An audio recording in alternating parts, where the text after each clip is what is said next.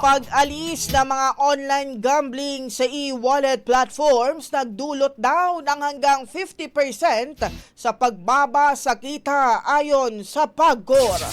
Brigada Ann Cortez, si Brigada mo. Brigada Live Report. Binanggit ni PAGCOR Offshore Gaming Licensing Department Assistant Vice President Attorney Jessa Maris Fernandez na nasa 40 hanggang 50% ang nawala sa kita ng mga e-wallet platform mula nang alisin nila sa kanilang application sa mga online sugal.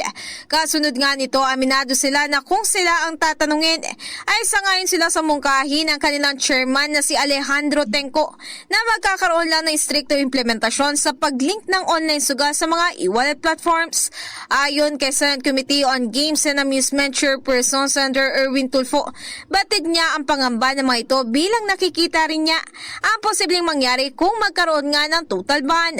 Maaalala, una nang sinabi ni Fernandez na maglulunsad na sila ng paggamit ng AI tool na siyang magdedetect naman sa mga illegal gambling website.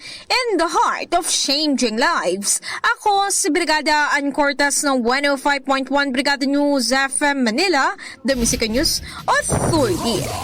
Ang bahaging ito ay hatid sa atin ng Fast Relax. Tanggal ang sakit, ora mismo.